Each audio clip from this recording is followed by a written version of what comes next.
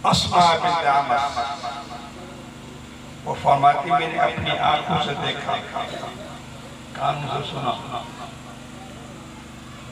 हजरत अली की गोद में हुजूर आराम कर रहे हैं, नमाज असर कदा हो, अली रोने लगे, दुख के मारे असर कदा होगा। अब रसूलुल्लाह को उठा नहीं रहे, क्यों कि रसूलुल्लाह की फरमा बरदारी अल्लाह की फरमा,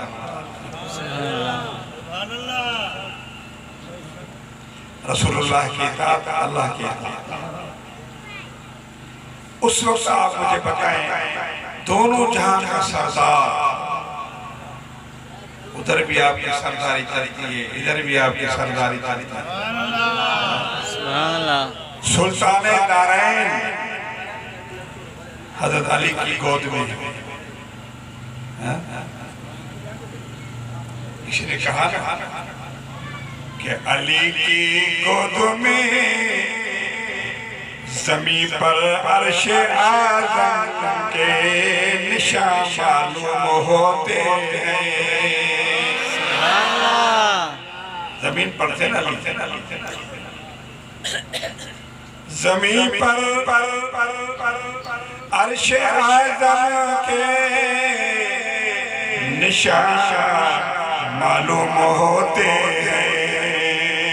अली की गोद में दोनों जहां मालूम होते हैं। हुजूर की हुकूमत उधर भी है, इधर भी है।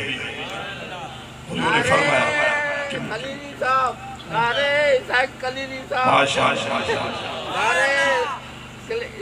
दुआ करो सेहत हो जाए। ये महीना बड़ा इम्तिहान गुजर रहा है और अल्हम्दुलिल्लाह कोई प्रोग्राम मिस नहीं किया है। जुम्मे भी पढ़ाए हैं, जलसे भी किए हैं, कहीं घरों में प्रोग्राम हो रहा तो कहीं मजलिस में हो रहा, जवाब किसी को नहीं मिले। तो मेरे दोस्तों एक बात सुन ले, जब क़यामत का दिन होगा ना तो ये सूरज मगरिब से उतरेगा, समझ आ रही?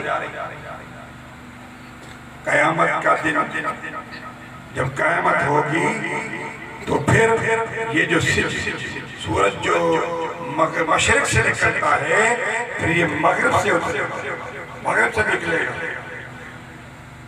ये अलामत क़यामत है। मगर मुस्तफ़ा की हकीकत को देखें कि जिसको अल्लाह ताला मगरिब से उभार रहा है वो जब आएगा टाइम, मगर अल्लाह नबी अपने कानून को तोड़कर अपने महबूब की बात को मानकर जब ये सूरज गुरूब हो जाता है, अली की नमाज कदा होती है और आप दुआ करते हैं मौला सूरज को वापस लौटा देता है, अली नमाज पढ़ ले।